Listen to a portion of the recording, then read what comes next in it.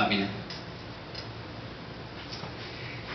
Thanks again for coming, and I'm going to start reading from What Most Vividly. And again, just to remind you, please check out the website, whatmostvividly.com. It's participatory, questionnaire-based work. And welcome again, Claudia Copeland, who will provide the beautiful dance interpretation. I know, she's fabulous. The multi-talented Claudia Copeland. Thank you so much. Okay, I'm going to read now. What Most Vividly, a choral work. A part to you to take to you. A book, I'm a book, I open myself to strangers, blank pages, a book full of questions and expanses, our answers, a book of waiting questions, a call, awaiting response, responses and correspondences, a book of strangers, ever stranger, questions, ever more intimate than you may not want my need to answer.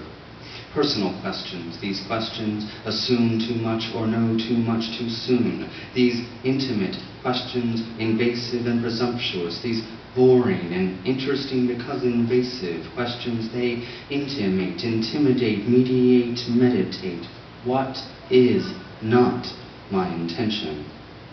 I do not intend, I query, I crack open a book of looking questions, a stranger to answer, a visitor here is an answer weighing its question, a lost book, a smoking book, an itch. I'm reaching out, I'm asking for help, I'm looking to you for answers, asking you to take apart the part, yours, ours, mine.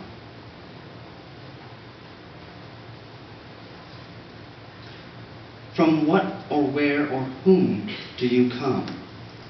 From Carolyn Lee, from Mary Lee, died 1945 of tuberculosis, and Marion Owen, from Daniel and Kitty, from Mary, Irina, and Mason Owen, dead after a box fell. A boxcar overturned and he fell into alcoholism and abuse.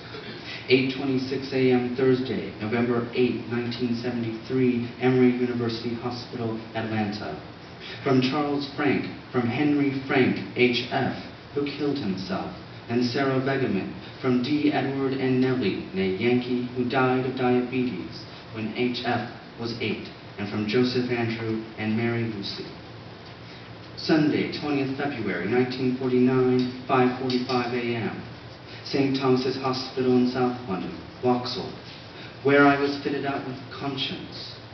12:30 p.m. in the UK Medical Center, Lexington, on the threshold, Capricorn, shifting into Aquarius, separated at birth, fitted out with consciousness.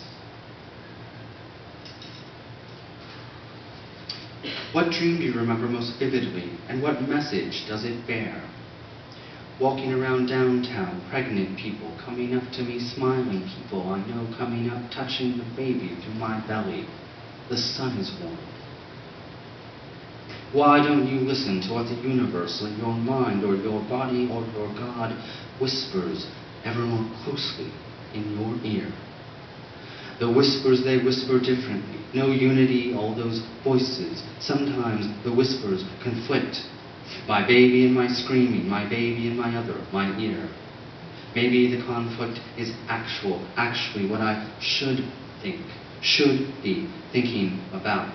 Maybe I should be paying attention. I assumed they were. Tell me what to do. I think about should a lot. Why do you assume I don't?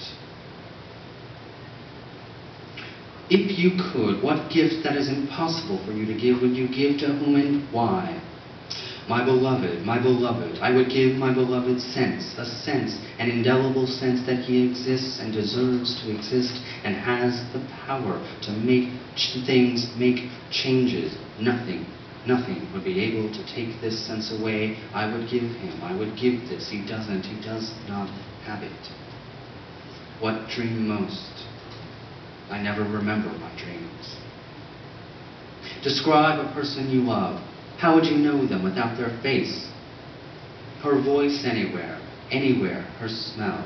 I would know her from her language and her laugh, her laugh, and her way, the way her brain works. I love my mother, her voice. I would know her voice, the fast tumble of words, even without words, discernible words. I'd know her habit of little burrs between sentences, ums and ers, tiny motors, idling. The ticklish bleat of his laugh, his radiant temperature, his lanky pranksterisms. Did I mention she's funny?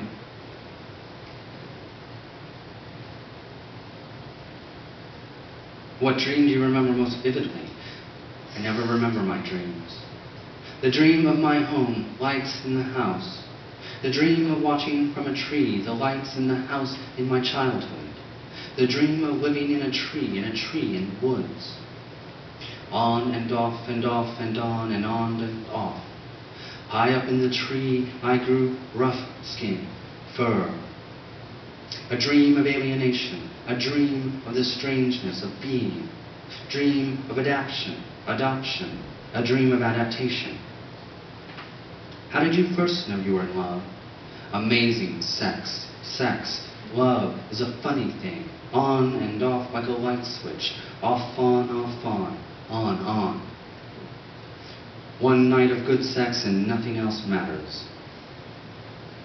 And what makes you unsure of it? No doubts, but love grows, changes, love over time. There are none, no guarantees.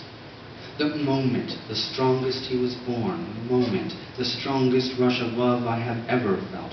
No question, just the surety of falling down a waterfall, standing there in the foaming water, the waterfall, cascading down, battering head, body, upturned face, blinded by water and sun, powerful, anything enveloping, powerful as anything, enveloping and violent in its joy. There were times I was unsure of her love for me, but of my love for her, never. That certainty makes me restless. Where do you come from and why do you care?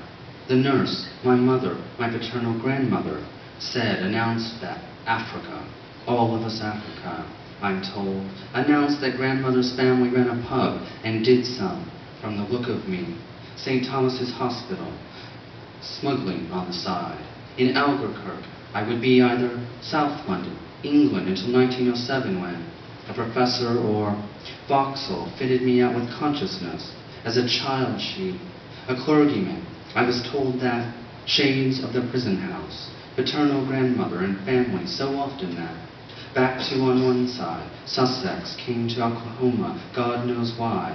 It has stuck, as has, back to more southwest Cornwall, my paternal grandfather an orphan in Montana, the memory of upsetting her. Near Falmouth, Swiss, according to the orphanage records, he looked. I said to her, back to on the other, County Kildare and Skilly, American Indian, as do I. A teenager, I said it. Skilly, 1750, I traced my origins to Skilly, a preposterous thing. Sunday, 20th of February, 1949, 5:45 a.m. local time. To say the nurse undoubtedly said it. London, to everyone, said one of a set of such things. The nurse, my mother, said, announced that from the look of me I would be either a professor or a clergyman. I was told that so often that it has stuck, as has the memory of upsetting her. I said to her, a teenager, I said it, a preposterous thing. To say the nurse undoubtedly said it to everyone, said one of a set of such things. In what way have you betrayed or disappointed yourself or others? Tourists disappoint me. I disappoint myself as a tourist. What dream most vividly? An ice cream truck passes my house. The cat is asleep, so I tell you, who are you here in my dream? An ice cream truck, the very image of the haphazard, if not drunken arrival of joy into our lives. But it went by too fast to catch. Is this the very image of my life? I hear myself wonder, then see myself at 8, poor little Johnny Doe, $1 from his mom's purse flapping in his hand, running after the ice cream truck as it turns the corner and proceeds up the hill, ringling Beethoven all the way and fading out. Then I remember the extra dreamy mint chocolate chip in the freezer, and all, for the moment, is well, as the cold from the cream slides down my throat, and the cool of the mint radiates in my mouth, and the buttery, dark, sweet chocolate bits almost melt me, almost entirely away, awake. Why aren't you more involved in trying to better the world of others? We must fear self-interest, rest, weakness, fear self-interest, weakness, fear self-interest, weakness, fear self-interest, weakness, fear self-interest, self-interest. In what way have you been betrayed or disappointed? I don't want to be a pointer of things, but most things disappoint me. In what way have you betrayed or disappointed yourself or others? Oh, Christ, Todd, you've met people, right?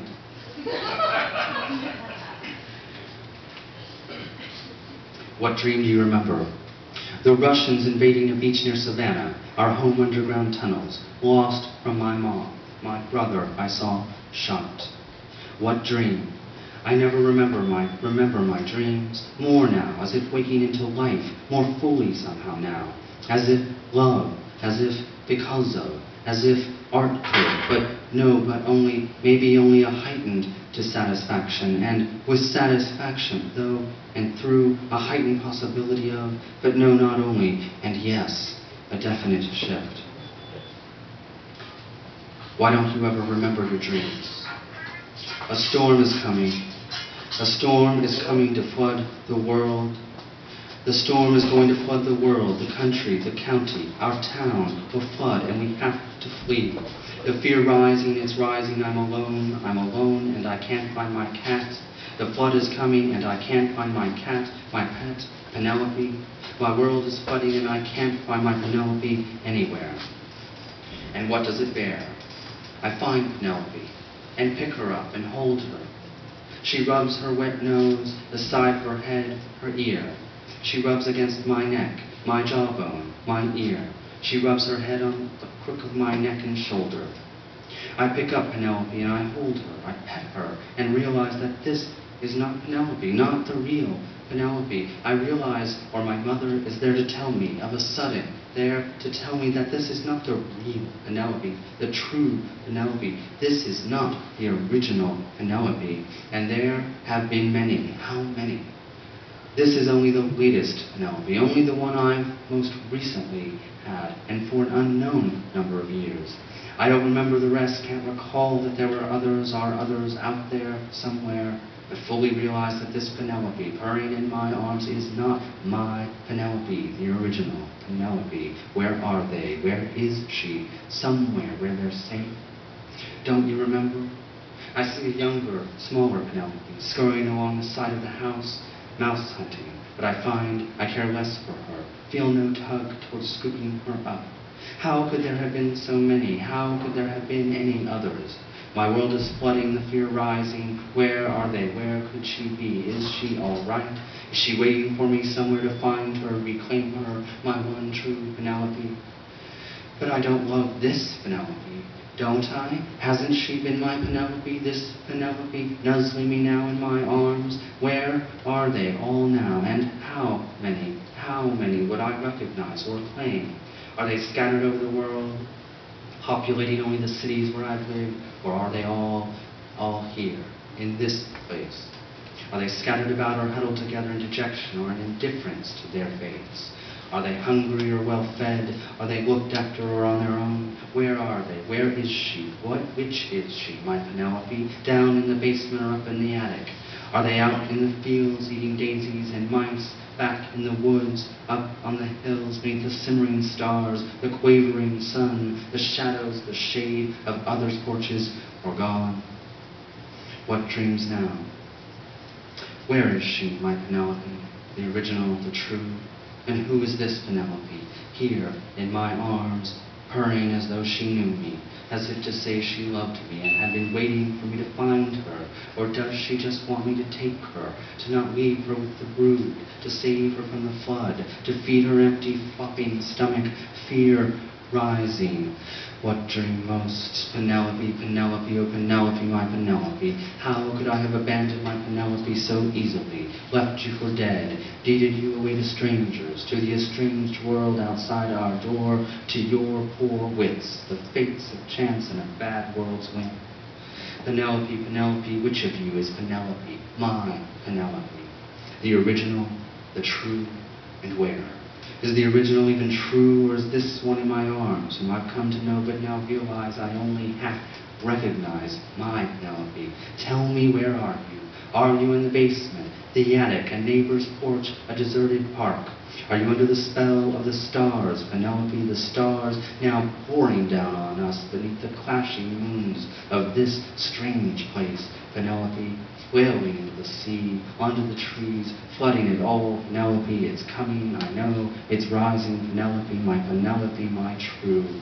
Or are you on the hills, beneath the stars, in their sharpening shadows, Penelope, in the shade, the shadows the clouds dart over the hills, or in the fields, Penelope, in the clouds, the mist or the rain, or in the stars pummeling the earth, the fire, Penelope, in the plummeting, in the roots stretching ever more hungrily down?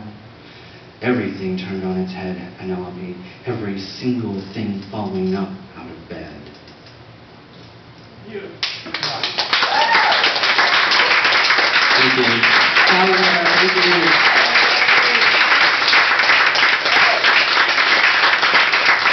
Thank you all so much for coming. Thank you. Stick around. It's not only a book release party, it's my birthday party, so have a drink, buy me 5 or 6, and let's celebrate.